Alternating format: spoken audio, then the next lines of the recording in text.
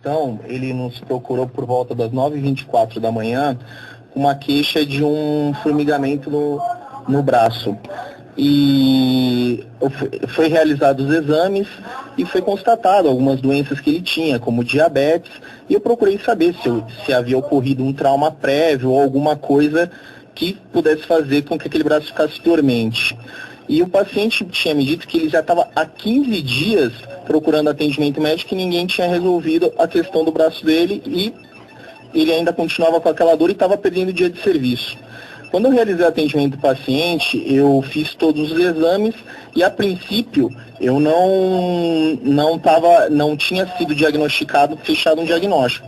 Prescrevi as medicações para excluir as causas mais comuns desse tipo de doença e procurei deixar o paciente em observação para que, caso fosse algo mais grave, como um AVC, que é o acidente vascular cerebral, ele fosse encaminhado para uma unidade de maior complexidade. E no dia que eu estava dando plantão, não tinha porteiro para fazer a entrada e saída do controle dos pacientes.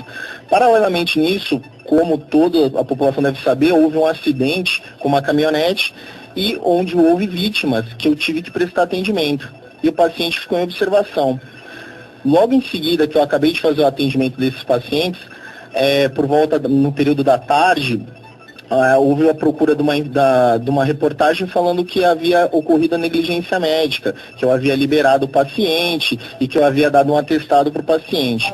Bom, o que eu quero deixar claro é o seguinte: o paciente falou que estava perdendo dias de trabalho e o atestado que foi mostrado num chat ou num blog foi o atestado que eu dei para ele não perder o dia de trabalho do dia anterior. Porque ele falou que tinha procurado atendimento médico e ninguém tinha dado conta do caso dele. E o atendimento do dia, eu não cheguei a dispensar o paciente, porque eu tinha relatado que ele tinha ficado de observação. E o filho e o acompanhante pediu para que fosse feita tomografia. Só que esse exame só é feito quando é descartado as causas mais comuns. E seria feita a tomografia se o paciente tivesse esperado.